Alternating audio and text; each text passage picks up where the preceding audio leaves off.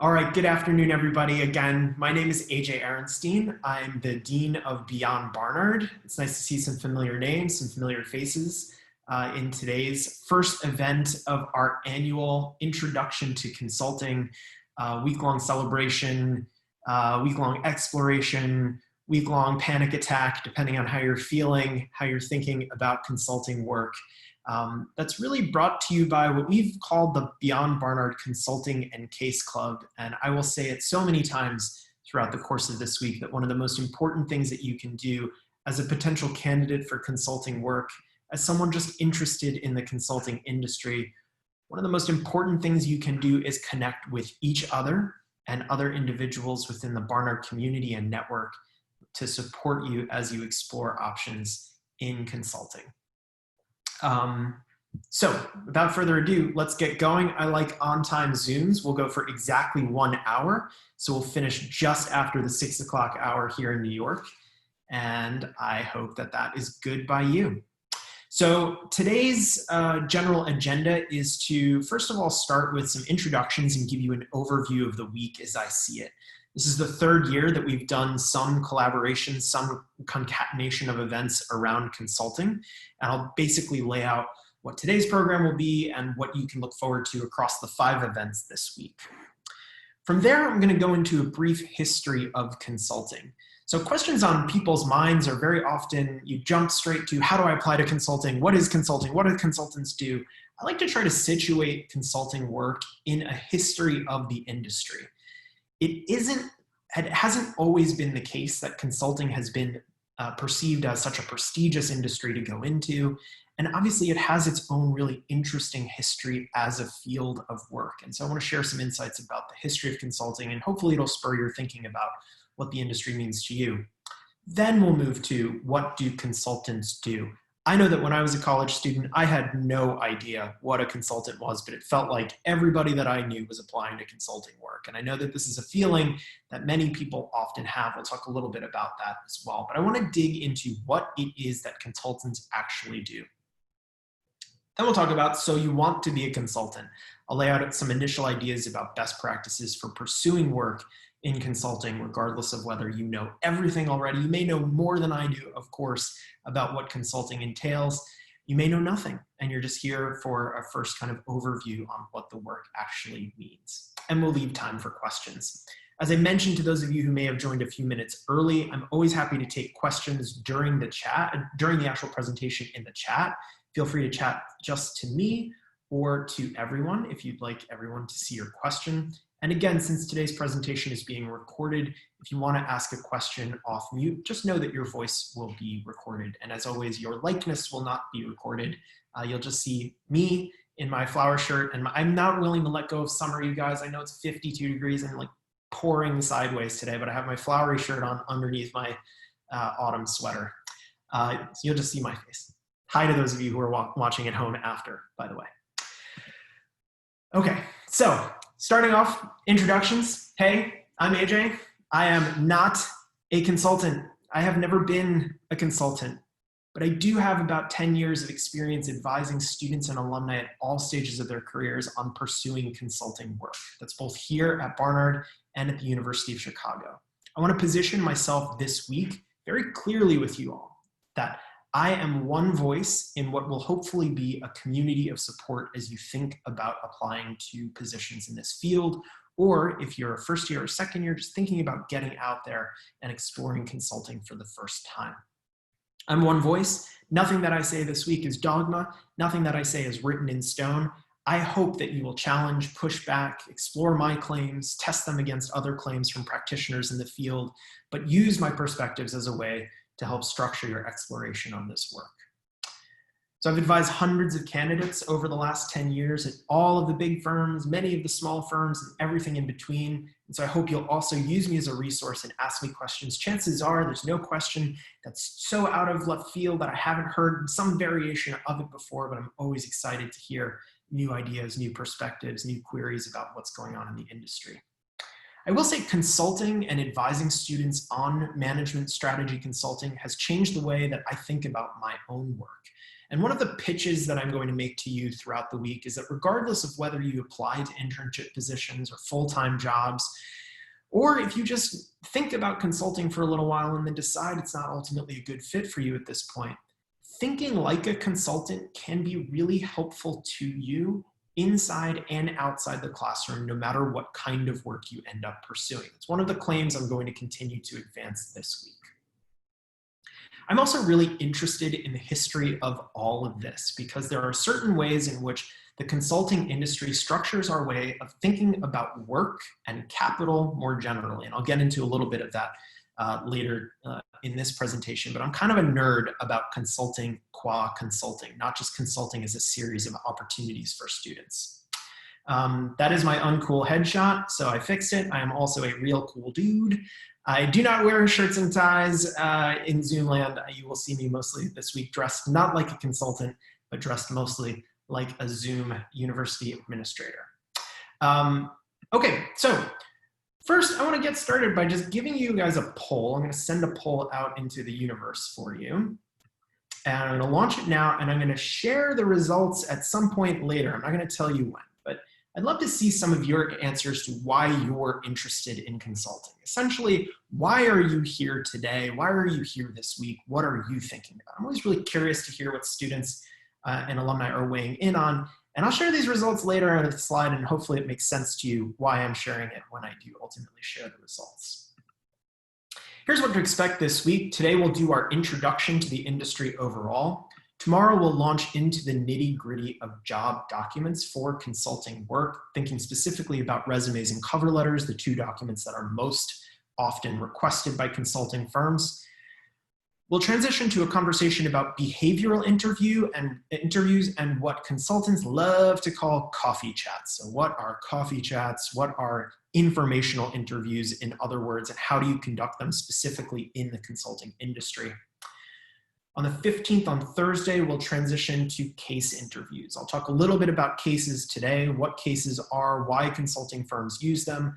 But Thursday is when I'll really dig into strategies for approaching case interviews and some frameworks and strategies for thinking about how to crack case interviews. And finally, on Friday, we'll have an alumni panel. It'll be great. By then, you'll have all of the tools and vocabulary necessary to ask really interesting questions and to understand what the heck consultants are talking about when they use all of their industry-specific lingo, which they love to throw around. I'm not going to go through all of these learning objectives for the week. You can go back and read the slides when I send them around to everybody this evening.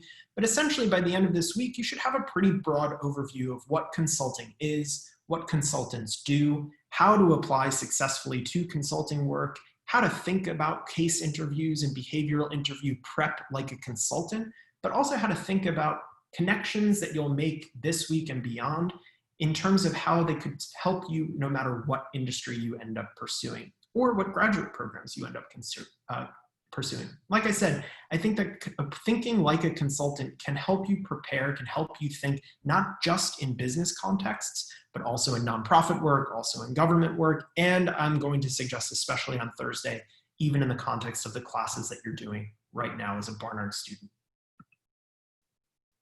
For today, I hope that by the end of this conversation this afternoon, you're going to be able to describe some of the history of management consulting and the work that management consultants actually do. I'm using management consulting as an umbrella term, and I'm going to talk about some of the different types of consulting that fit underneath that broad umbrella. And hopefully you'll have some ideas of real reasons why you might or might not be interested in the industry. We're going to go into some of the reasons that consulting is perennially perceived as one of the most prestigious industries to go into as a college student. I'm going to define for you and hope that at the end of today, you can define for yourself some of the key terms and the industry lingo that are meant to shock and awe you as you go out into the application process. And I'm going to talk a little bit about key differences between and among firms and different sectors of the industry. From there, give me a shout in the chat. Are there other questions that you're hoping to answer by the end of today? If you put them in there, I can try to get to some of the specific questions that you're hoping to get to. Keep in mind, we have 5 events this week, and some of the things that might be on your mind might fit into some of the other days that are still to come. All right, my favorite part, a brief history of consulting. The first thing is, and I really got interested in this a couple of years ago when I first arrived at Barnard, is that management itself is a concept that has a relatively recent history. Management, the word manage or to manage, comes from either Italian or French, depending on who you ask on a given day. It has resonances with the French word for housework, ménagerie. My French is terrible. So here's a great image from the 1880s, Edgar Degas, who painted several images of women ironing. Management was women's work. I'm using scare quotes for those of you who are only listening to the audio recording here. It's really interesting to me that this notion of what it meant to manage is incredibly gendered throughout most of the 18th and 19th centuries. Management also had resonances with managing livestock. Keeping animals was what it meant to manage. It's not until the 20th century, really the late 19th century into the 20th century, that management becomes associated with business practices. Business schools don't reach the United States until 1881. Wharton at UPenn is the first business school in the United States, though Harvard is the first to award an MBA, a Master's in Business Administration. What ends up starting happening is that the notion of how to get productivity and efficiency out of emergent industrial technologies and organizations of labor becomes itself a field of knowledge. How to manage what used to be livestock now becomes how to manage humans, how to measure efficiency, how to extract productivity out of a new, large, industrialized workforce. This is related to the fact that for the first time in human history, management is a question that is applicable within very large companies. For the first time in the organization of production, essentially I'm talking about the Industrial Revolution, large groups of humans are organized into factories, which are in turn part of big and sometimes now multinational companies. So in order to get your head around how to extract productivity from these big groups of people, the term management starts to refer more towards the orientation of productivity around groups of human beings. It's not just managing the home anymore. It's not managing the affairs of the home. It's now managing the affairs of large and often multinational companies. I should also note at this point that there are fierce debates within higher education about the purpose of the liberal arts and how a liberal arts education at a place, and Barnard was part of these debates really early in the 20th century, what is the role of the liberal arts when it comes to preparing young people for productive labor in an industrialized workforce? Part of that conversation has to do with aligning theory with industry. And when it comes to theories and organizations of labor and labor practices, the man up in the top left corner there, Frederick Winslow Taylor, becomes essentially the poster child for how to think about efficiency and productivity in the industrial age. Taylorism is a term that is coined when he applies new scientific methods for assessing productivity on what are assembly lines. So he was a steel worker. He started assessing the efficiency and productivity of workers at the Midvale Steel Company. But Taylorism essentially gets its start. He would stand with a stopwatch and look to see how quickly workers could produce, I don't remember what it is exactly, one unit that the Midvale Steel Company was producing. By assessing scientifically how quickly workers who were arranged in particular arrangements could produce one util, it was Taylor's postulation, or he postulated that we could extract more productivity from workers if we assess the amount of time it took a worker to produce one object. Hope this makes sense so far. Those of you who are economists, you probably have encountered Taylor at some point. Essentially, his objective, is to measure efficiency and productivity as scientifically as possible. This is thought of as a really progressive idea, that you could organize labor so that people could be arranged and managed as efficiently as possible. I should note, by the way, that the man who actually then takes Taylor and propagates him across industries is Louis Brandeis, who basically then is the name of Brandeis University. So there's this interesting overlap between consulting, between industry and higher education.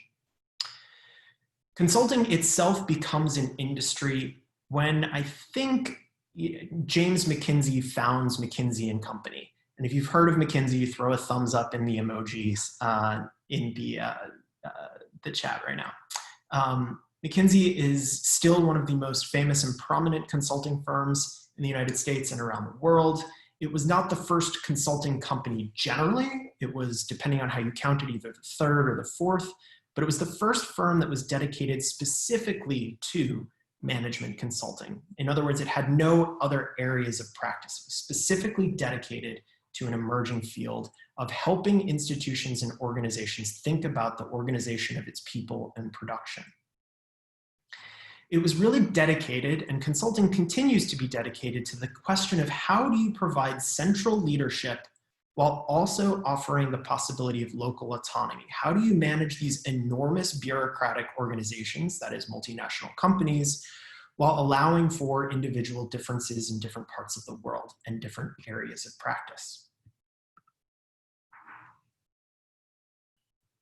So I'm going to fast forward a lot, bringing us to today. Some top-line data about the industry today, an industry that gets its birth around the start of the 20th century, that evolves out of Taylorism and industrial production, that today is a $250 billion industry globally. That includes all different kinds of consulting. In the United States, from very small micro consulting practices to really large corporations, 600,000 employees nationwide are employed in consulting. About 42% of those employees are women. And it's so funny, Barnard folks are everywhere, right? So I started Googling around who was the first partner at consulting firm X. And I wasn't even surprised to find out that McKinsey's first woman partner was actually Barnard alumna Linda Fay Levinson. It makes perfect sense to me that Barnard would be the institution that produces this kind of first. But I should note that that was in 1978 that Linda became the first woman partner. I think you noticed on the previous slide that McKinsey was founded in 1926. Consulting has an outsized role in recruiting efforts, not only at Barnard, but really at institutions nationwide. Every year, throughout the fall, intern cohorts and full-time cohorts are hired across this great nation. For those of you who are part of the recruiting process or have friends who go through it, this is a practice that's been around in higher education for about the last 25 to 30 years. Consultants recruit early. They have, appropriately enough for institutions that are dedicated to mechanizing and making things efficient, they have made the recruiting process efficient, numerically based, and like a machine. So although consultants play an outsized role in recruiting efforts and are really visible in the fall, at Barnard, no more than 6 to 11% of any given graduating class goes into consulting. It's very different than Columbia. Columbia sends a much higher percentage of individuals to consulting. I see some nods, and maybe that's what your experience tells you, that you look at your friends across the street, or I guess across the virtual street. There is a lot higher number of folks that go into consulting for reasons that I think are complex and that we can talk about. I'm putting here in this final bullet point that right now there remains substantial opportunities for growth in the areas of diversity, equity, and inclusion. I should say that my observations about Barnard alumni who go into consulting are that they are quite diverse. We have folks across not only firms, but representing multiple identity backgrounds that come from multiple industry interest areas and also multiple academic areas of interest as well. So one of the things I hope you take from today is that you don't have to be a particular kind of person to be successful in the pursuit of consulting roles. I've worked with students just at Barnard alone that come from multiple different academic backgrounds, from economics to art history to sociology to political science to chemistry. I've worked with folks who are first-gen low-income students. I've worked with students whose parents are consultants. What matters most of all when it comes to exploring these opportunities, as we'll talk about across the entire week, is your capacity and your energy and enthusiasm, not only for the specific firms that are interesting to you, but your openness to connecting with some of the people on this very slide and others that we'll continue to talk about throughout the week. Consultants are, above anything else, fierce and fearless networkers. They connect because any kind of interaction with a person could be a potential future client or colleague. When it comes to the landscape of the consulting industry with respect to firms, I like to break it down into a couple of different buckets. First is the Big Four. The Big Four are EY, Deloitte, PwC, formerly known as PricewaterhouseCoopers, still sometimes known as PricewaterhouseCoopers, and its strategy and arm, which is its strategy consultancy in-house, and KPMG. These firms are mostly known for their accounting practices, but they also have very large management and strategy consulting operations built within them. The second bucket is MBB, or very often known as the kind of three flagship strategy consulting firms: McKinsey & Company, Bain & Company, and Boston Consulting Group. They're three of the oldest. They have lineages that are connected to one another. I think BCG was founded by an ex-Bainer. Bridgespan Group, which I'll talk about in a second, was founded by an ex-Bainer. There are histories and movements throughout these three firms, but essentially these are typically considered to be the most competitive firms in the campus hiring recruiting process. I should say that at Barnard, what I have seen is that our alumni and students have the most success at McKinsey and BCG. Bain, for whatever reason, I think it's complex. We can talk about it some more throughout this week. Less of a presence at both Columbia and Barnard. Bain recruits very heavily in MBA programs and undergraduate business programs, whereas BCG and McKinsey have been fairly kind to Barnard and Columbia in the past few years. This third bucket is other firms where I've noticed that Barnard has a significant presence. Accenture is the #1 firm. For many years, they recruited on campus at Barnard through what was called the Women's Career Consortium. My understanding is that they're not recruiting through that anymore. They're recruiting through different consortia. But Accenture has something like on LinkedIn, like 40 Barnard folks who are currently working at Accenture. And every year we have a number of individuals who go through as interns and full-time hires. There's also Capco, Oliver Wyman, OC&C just hired or just closed their applications up last week. IBM Consulting has recruited folks, but I also want to point you to this final boutique bucket. By far, I would say the most diversity exists in boutique firms. So whereas the large firms in the top three buckets really deal with general problems, they'll handle anything from HR to tech to marketing and communications to big mergers and acquisitions to market entrance. And don't worry, I'll talk about all of this in a second. Boutique firms are characterized by their focuses in specific issue areas, specific types of companies. They very often monetize what I've called here hot button topics. So a great example of a kind of boutique consultancy that is very in vogue right now for reasons that should not escape any of you is diversity, equity, and inclusion consultancies. Firms that recruit specifically, or firms that try to solve organizational problems around DEI. I just had a hitch in my camera, by the way. Can everybody hear me okay? Am I doing all right? Yeah, okay. But boutique firms tend to be more specialized, much more focused, much smaller, and often offer a different kind of lifestyle than what the bigger firms are reputed to demand of, especially its entry-level talent. Talk more about that in a second. Okay, so that's basically the overall landscape and history of consultants. What, however, do consultants do? Does anyone know what movie this is from? I think I'm like finally like aging out of all of these like movie references. Okay, this movie is Office Space. It is an incredibly important movie to know about. It is a movie that both features consultants. For those of you who are interested in law school, one of the most important movies, I think, from the 1970s is The Paper Chase, which chronicles the 1L year at Harvard in the 1970s.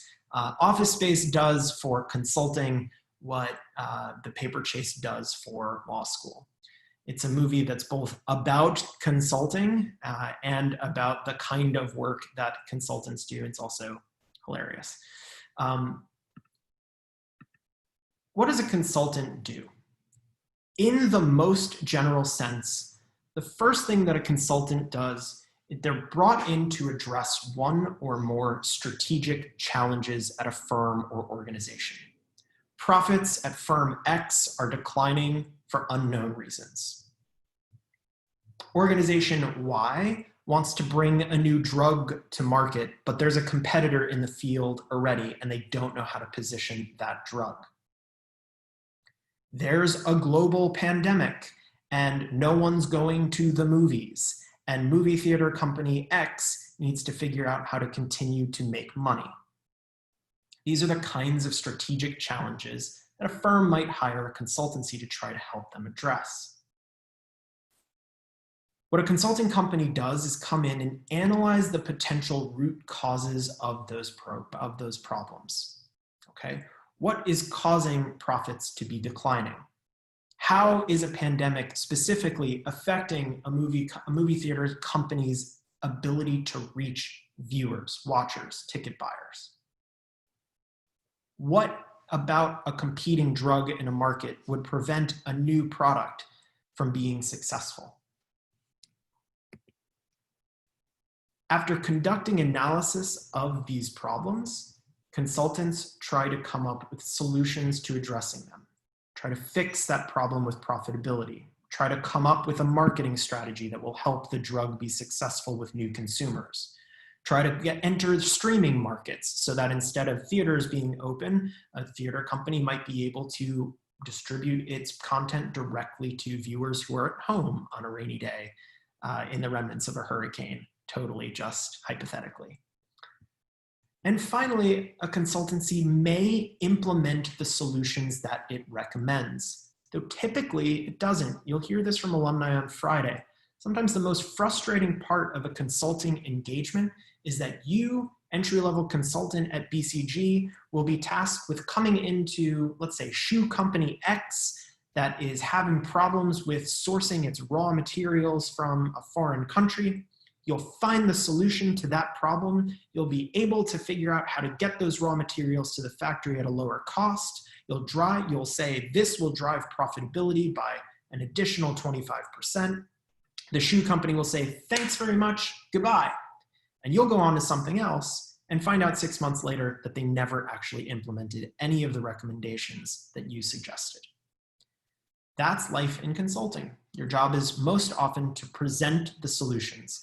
It's up to the client to implement them, or for a fee, they may keep you on as a consultant to implement the very solution that you are suggesting. Okay, so you might be thinking, is that really it? What's so special about that? I don't understand. How come consulting, how come in those 4 things, I do that all the time in my classes, I'm thinking about solutions. Why is this so special? Well, the first thing is that consultants sell access to top talent. They sell access to you and your big brains. The very #1 product that consultancies sell is your labor power as thinkers, as creative problem solvers, as strong communicators, as individuals who can break down really complex challenges into very simple and efficient and often elegant solutions. Part of that is bringing in external perspectives. So very often when you're in a big organization, it can be difficult to identify the sources of problems because you're too close to them. So part of what consulting firms sell is that you're bringing in people from outside to bring fresh eyes to a particular set of challenges. At the same time, with that external perspective, you're also bringing knowledge from other industries and even potentially from competitors who are in the same industry. So you're better able to diagnose problems using creative solutions that have worked somewhere else. So it's this combination of external perspective just being fresh eyes, and also external perspectives being experience in other industries and other companies and organizations. And the final part is you're really being paid to come up with high impact solutions that can solve complex challenges, sometimes with the least amount of labor necessary, right? So you're selling your value on the notion that your recommendation will be the thing that unlocks the problem with the least amount of resources necessary. This is my view on why consulting is special, why organizations hire consultants to begin with. Given what consultants do and how they position their value, how did consulting become the brass ring at places like Barnard? And many of you may not agree with this contention, but I have definitely sat in advising sessions where students feel like all of their friends are going into consulting, or everyone at Columbia is part of this recruiting process, and I don't have any idea what it is, but I feel like I should do it. It seems prestigious. Well, here's my take on how this ended up happening. The first is that consultants have always traveled. And consulting work at the big firms often entails being on the road 4 days a week. They will put you up in a hotel no matter where your client is for 4 days. You'll fly out on Monday, you'll come back on Thursday, you may go into the office on Friday, sometimes not. And you'll get a ton of Starwood and frequent flyer points in the process, racking up the frequent flyers and the hotel miles. Why do companies do this? Well, as a matter of fact, it may be cheaper for a company to hire 5 people from Bain to come out to Nebraska 4 days a week for 6 months and solve a problem that is causing a hemorrhaging cash for, of $10 million a year. Then it might cost for them to hire people to solve the solution and to solve the problem, come up with a solution internally. Consultants may be cheaper even though you are traveling. So travel appeals to young people. You like the idea of being on the road. I know that's complicated in this particular moment in the COVID pandemic. Who knows if consulting will stay this way? All of the work is virtual right now, but consulting has always been partially attractive, partially because it has entailed travel. It is highly remunerative versus other industries right out of college. At MBB firms, typical compensation was around $85,000 to $90,000 directly out of college last year. For MBA candidates, it was somewhere around $165,000 to $170,000. Consulting pays well, especially compared to other, certainly nonprofit organizations and even some for-profit areas of the economy. It has a reputation of the brass ring in part because consulting firms recruit early. The notion is if firms want you early, they must be more attractive. If they are so polished and mechanized in the way that they recruit from day one of any academic year, they really must have their stuff together. And I think this is really this is a strategy. It's evolved over the course, like I said, of the last 25, 30 years of consulting recruiting, but it works. You see people on campus early, you get attracted to those people and sold on the idea that that might be a good place to work. It's also especially nice if you're a senior and you don't have to look for a job in spring semester. And I think that appeals to people too. It's highly competitive. Type A people who go to elite institutions like Barnard, like Columbia, are always attracted or can be attracted, I don't want to say always for sure, to things that are competitive. And last year, for example, I think there were something like 700 applications to McKinsey in the first round with 11 offers in the Columbia and Barnard ecosystem in the end. So that's incredibly competitive, and that can attract a certain type of person. Consulting has a reputation, this is the best I could do for thoughtful emoji, for being challenging, for pushing people to think creatively about problems, which sounds like the liberal arts to a lot of folks. It sounds like a continuation of college. It sounds like being around smart people. It has a reputation for helping you figure out what business is, to get exposure to multiple industries before deciding on what might be a good fit for you.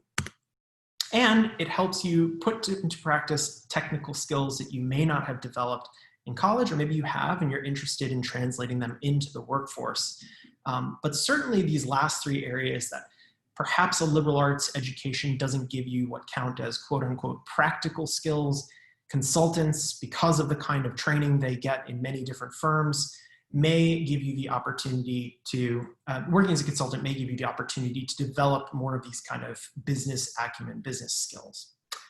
I'm going to end the poll now and share the results with you to see these basically mapped onto the questions that I asked at the stop. Can you all see the results at this point? So I love this. I love that what is drawing you to consulting is that it gives you the flexibility to do other things. I would ask you all to sit with this for a little bit, right? Because if the number one thing that attracts us to an industry is that eventually we'll be able to do something else, I always find that really fascinating, that this is perennially the case, that one of the top reasons that people want to go into consulting is because they want to do something else after. So I'd encourage you to ask questions about that when you talk to alumni who are in the business, about how that can be attractive and what it means about your commitment to the industry. I love, you guys are hashtag Barnard all the time. Sounds like work that's challenging. You like to be challenged, and I don't blame you. I think and consulting work is challenging. It's definitely something that will push you to come up with interesting solutions and new ways of putting your brain to work. I do wonder about travel is number 3 on this one, tied with compensation. The compensation will stay. I'm not sure what consulting firms will do about travel in the next couple of years. It is very possible that COVID will permanently reorganize the way that consulting work gets done in a substantial way. I'm actually interested to ask what our alumni think about that this Friday. Thanks for sharing your answers. Obviously, everything anonymous, by the way. Okay, so I'm going to stop sharing the poll. I'm not going to go through this whole glossary too, but I do kind of want to point out that consultants love highly specific vocabulary. It kind of mystifies the work. It makes it sound, I think, appealing because it's a different language. It's like going to a foreign country when you talk to a consultant for the first time. So I want to make sure that we're all empowered and sharing the same kind of vocabulary so that when we talk about consulting for the remainder of the week, we kind of know what we're talking about. I will often use management and strategy consulting interchangeably. The truth is that management consulting is a broader umbrella term that encompasses strategy consulting. So strategy consulting is essentially a subset of the bigger consulting industry. They might think about individual areas of a company that's going haywire, whereas management consultants might come in and think of a much bigger picture perspective on what's going on. Coffee chats, which we'll talk about on Wednesday, are really just structured informational interviews. What I do experience in consulting that I don't see too much in other industries, and why I think that informational interview is especially important in consulting, is that consultants are often compensated for their recruiting work. They will track who participates in coffee chats. They will track the fact that you are reaching out to do informational interviews. You will have a file created about you no matter where you apply or when. And the number of informational, informal, friendly, networking engagements that you pursue as a candidate for consulting firms may very well be tracked as part of your measuring your commitment to the firm. These firms are maniacal about individual firm culture, and it's important that you get to know, if you're really interested in consulting, get to know some of the differences and quirks that make individual firms different from others. Keep in mind that consulting work is typically client-based. So when I'm talking about clients throughout the week, I'm talking about an entity that is outside the consulting firm itself, that is the locus or the place where the project is happening. Consulting teams will be anywhere from 5 people to maybe 20 on a very large case, and you'll be tasked to work together, usually off-site, or analyzing a firm that is not the consulting firm itself. One of the trends in the last, let's say about 10 to 15 years, is that very large companies, like IBM, for example, have started to build up their own internal consulting practices. So they've recognized that the margins on having a consulting practice are so ridiculous that it might be a good idea to grow their own consulting practice in-house, handle their own problems, and then take the expertise that their own consulting arm produces out into the marketplace. I'm not going to go through all of these. But I do want to point out that there's some things on here that, especially while you're researching case interviews, you'll come across. LOMS, Look Over My Shoulder, is a very popular set of videos and I think in some cases audio recordings that help walk through case interviews. These are all available in the Beyond Barnard Case and Consulting Club master folder, which I'll link to all of you this evening again after the event so you can start taking a look. Victor Chang is a former McKinsey consultant who has essentially invented a cottage industry around the stress related to case interviews.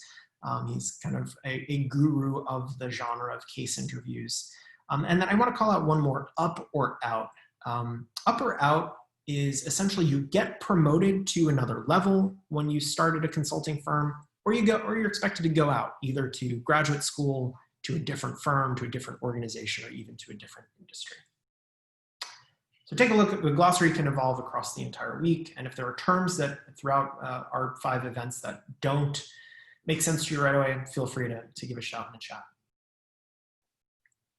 Okay, so we start our transition to the rest of the week and thinking about how you position yourself. If you get through all the history, you get through what consultants actually do, you get through what the work actually entails, which is like a lot of dinners at Olive Garden in a Hilton in the suburbs of Cleveland.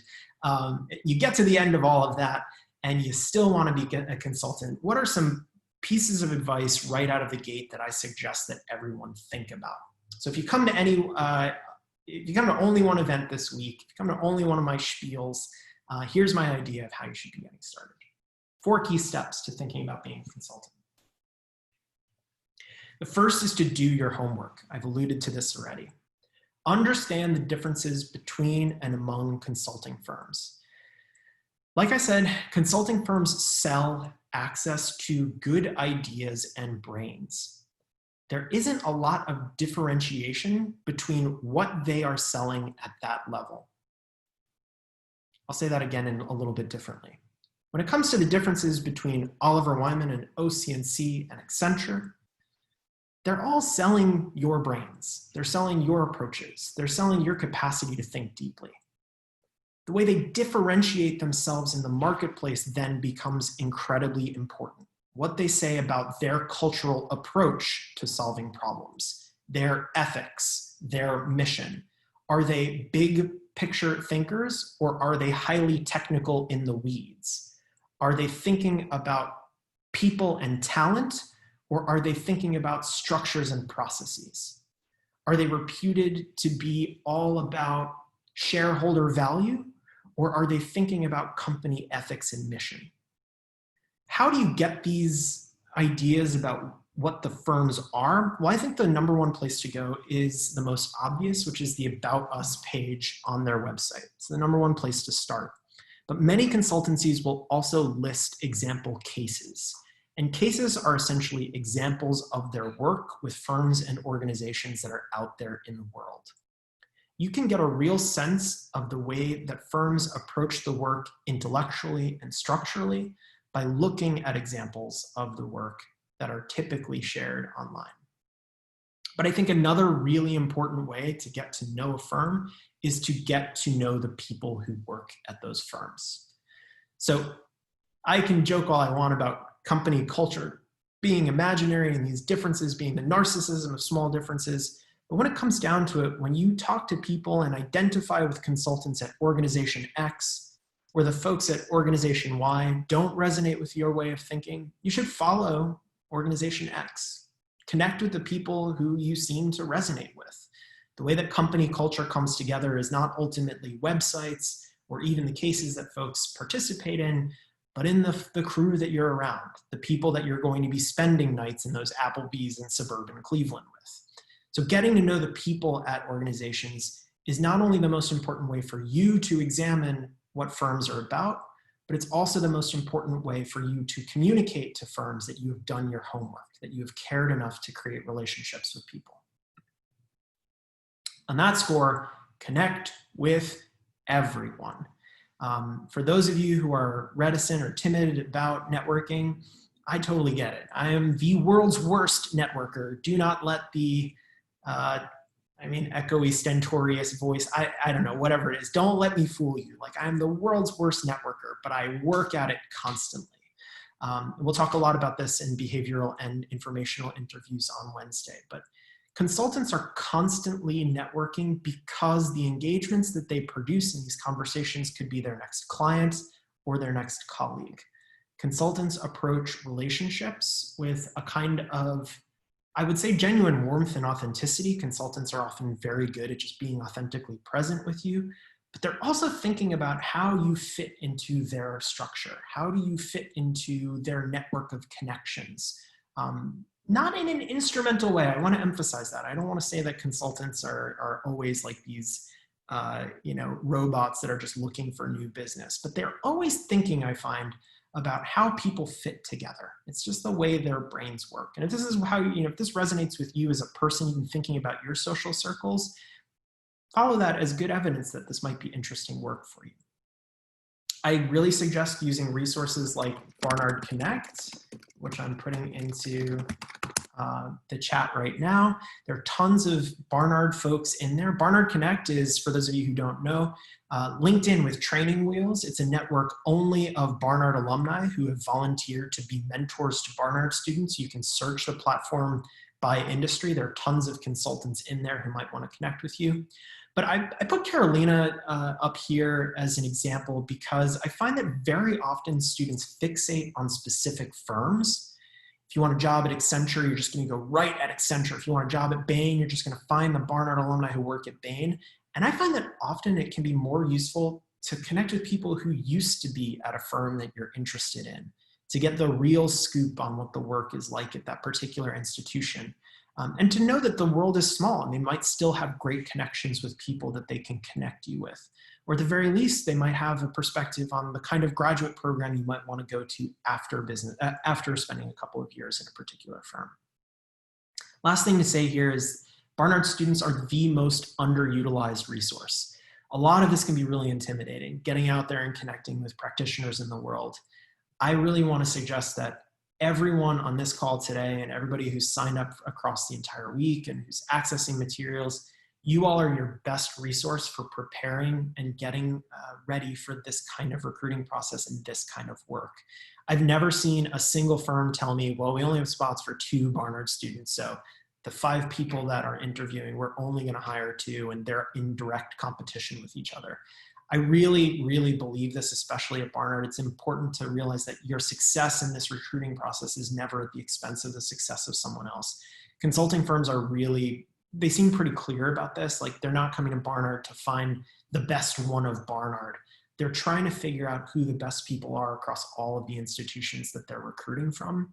And so very often a firm will hire 1 year and maybe 6 the next, because it's not Barnard against Barnard or Barnard against Columbia. It's really just kind of like thinking about the best people from each institution. So I really encourage you to work with each other, especially when it comes to practicing cases.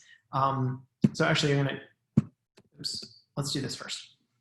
How can you use Beyond Barnard? The first is to connect with each other. So I want to use this entire week. You can all see your names.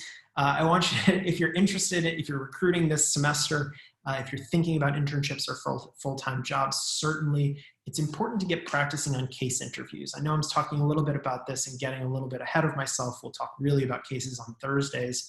But for those of you who are recruiting actively now, you probably already know a little bit about cases. The best way to get good at them is to practice and connect with each other.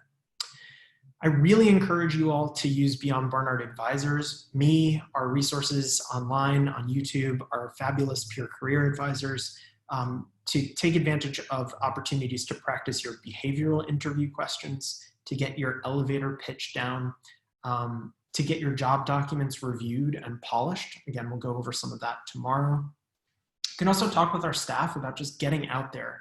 What kind of networking advice can be advantageous when thinking about consulting? How can you start to build your community of support around you? Because referrals, having people who can fight for you once you're in the recruiting process in consulting is important. But I think even more importantly, because consulting has such a, it has its own reputation on campus, it's important to get straight advice from people who you trust. And that's all about networking and getting out there. I think the last thing is to know your timeline. So internships and full-time hiring for large firms is going on right now, but consulting firms hire throughout the entire year. Every year around this time I get asked, why isn't Accenture here? Is Accenture going to hire? Accenture never hires at Barnard until like February, right? And they're the biggest recruiter of Barnard students. So I would urge you to stay calm. Don't let the panic about the recruiting cycle, about consulting, take you over. I hope that this week is proof that this work can be really interesting, rewarding, intellectually challenging. And I really hope that we can de-stress the entire recruiting process, because it may be that the firms that are recruiting in the fall are the perfect fit for you and it goes great, you love it, you meet tons of people and that's great. It may be that it doesn't work out in the fall. Totally fine. Consulting will be here. If you're interested in consulting practices, especially in smaller firms, sometimes in firms that do work with social justice organizations and nonprofits, they hire throughout the entire academic year, indeed throughout the entire calendar year.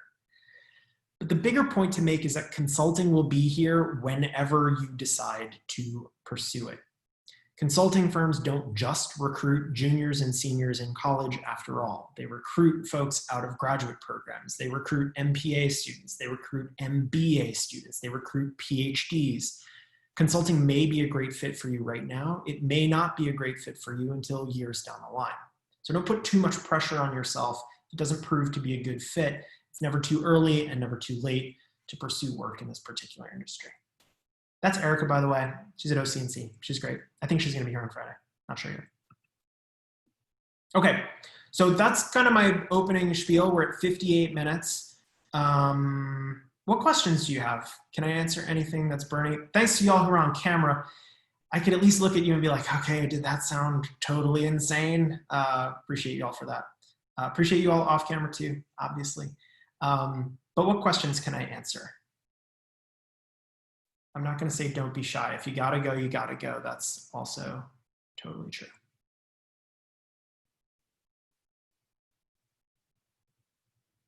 Oh, I got a great question privately.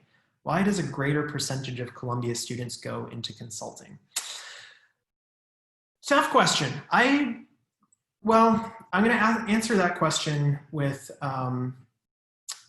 statistics that I share a lot. I think that when it comes down to it, Barnard students are a different type of student than Columbia College students in ways that are neither better nor worse, but just kind of are. So if you look at the places and industries where Barnard students go after graduation,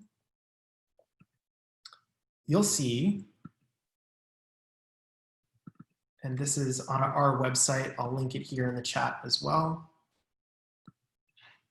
that no industry captures more than 11% of Barnard students in a particular year. Barnard students just go to many different places. What you're looking at here, can you see this, by the way, the 6-month post-graduation outcomes? Okay. So Barnard students just go to a ton of different places. As an institution, Barnard students are committed to nonprofits and social justice and advocacy in a way that I haven't seen at other places. About 40% of Barnard students end up in nonprofits after graduation. That's way out, this is like totally skewed versus places that I've worked previously, especially the University of Chicago. And I think that's the case at Columbia. I urge you to look at CCE's stats on where alumni go as well. And just think about the differences between the student bodies. You're a different group of folks. It's neither good nor bad. It's just a difference to identify with. And I think it's important to be clear about it, because it can feel, if you're in classes at CU, if you're in Columbia classes, that tons of juniors and seniors are doing these consulting interviews, and it can feel sometimes a little bit like you're at sea. And the fact of the matter is that Barnard students are just different and are often pursuing different kinds of things. And a question about freshmen, first years, on how to get started. I would say connect with students, start practicing cases. I think that if you can decide early on that you're really interested in the way that business cases are structured, if you're really interested in the way that consultants define problems and think about problems, and if you're open to starting to connect with people at all stages of their career early, like I said, it's never too early to begin the process of building up a network that can be useful to you down the line. It can also be really useful to decide early that it's not something you want to do. Pursuing these positions can take a lot of time and a lot of energy, and knowing sooner rather than later that you either do or don't want to pursue this work can be really helpful. There are a couple of questions that there are a couple of first years on the call, like asking, how can you get started? Honestly, I think being here this week and just exploring and thinking through what consulting is and how it may resonate with your intellectual and professional interests or not is itself a great way to get started. I'm going to talk a little bit more about academic backgrounds and extracurriculars that consulting firms like to see in applications tomorrow when I talk about job documents. I think there are some things that will emphasize leadership, investment in team-oriented activities, being results-oriented and growth-oriented. These are all important things to signal in your job documents, and it starts to forecast where we'll go tomorrow. I love that some of you all are open to starting to connecting now. Dope. That makes me really smile. So I'll send around tonight the link to the consulting practice worksheet, and we renew it every year. It's a new crop of folks every year. Please fill out and share with each other your direct messages, whatever you use. I don't know, oh man. Whatever you use to connect, please do. Please practice, please have fun. This doesn't have to be stressful, and I find that if you're open to connecting, that's great. What consulting opportunities are there on campus? Are there any books you recommend for people interested in consulting? I do recommend Case in Point. It's not necessary to buy Case in Point. You can get a lot of it online. I will also share with you the case books that are available through the Beyond Barnard Case and Consulting Club archive. There's a great collection of materials there. For those of you who are on the market right now, I know that very often students have been the best source of shared materials, case books from business schools or from Columbia. So if you want to share more and add to the archive, it's really supposed to be a collective and supportive endeavor. So please feel free. I do also recommend watching some of Victor Cheng's free videos. We'll talk about this when we talk about case interviews on Thursday. I'm not a big advocate for paying for private tutors or resources. If you're interested in that kind of thing, we can certainly chat. I try to be as helpful and supportive as possible. For those of you, I'm sensing a couple of seniors on the call. So if you're going to be involved in case interviews, let me know, email me. I can always do practice case interviews with you as well. But I do think that, partnering up with someone who's also in recruiting is important. I'm going to end on this one because I think it's important. All of these questions are great. I appreciate you all bringing the heat in the chat. What do you advise for folks who are more introverted and maybe hesitant to get out there and network? We'll talk a lot about this on Wednesday. I think it's a great opportunity here to practice getting a little bit outside of your comfort zone and recognizing that first of all, consulting rewards introverts. I know tons of introverts who've had successful careers in consulting. Introverted doesn't mean that you don't like people. It just means that your engagements with people are structured differently than capital E extroverts who get a huge pump out of being around a lot of people. Introverts can tend to be really deeply analytical thinkers who can find their way through problems in ways that are important on teams. So consultants want introverts, but there's no specific personality type that should be averse to connecting with a community of individuals who share your interests in intellectual or professional areas. So I think the best thing for introverts when you're getting out there and networking for the first time is to connect based not on like personality or like, I'm gonna connect so deeply with you on the basis of who you are. No, just like asking questions about shared intellectual interests, connecting on the basis of shared commitments either to Barnard or to a particular area of your major study or the work that you're doing. And finally, okay, I'm gonna end because we're at 61 minutes and I promised we'd end on time. The last two things, if you wanna book with me, email me directly. I'm not in Handshake because my schedule is a nightmare. So please send me an email and let me know where you're at in the process right now, and I'll try to triage. Right now, I'm going to prioritize folks who are actually actively recruiting. and I'm going to refer folks who are kind of earlier in the process to talk with my fantastic colleagues at Beyond Barnard. And the final thing is non-consulting specific question. Where will the links for these sessions and recordings be if you're unable to attend all of them? I hope you'll come and hear the spiel all week, but if not, I'll share all of the recordings with anyone who registers for these events. So this evening, you'll get tonight's recording, and these are recordings in general that we will be putting up on our YouTube channel, which I'll also share a link to. All right. Thanks, y'all. That was super fun. I'm going to stop recording and have a good evening. Send me a note. Send me your questions. Hope that was helpful. Let me know outstanding questions, things you're hoping to hear the rest of the week, and we'll get the most out of our time together. Bye, everybody. Have a nice evening.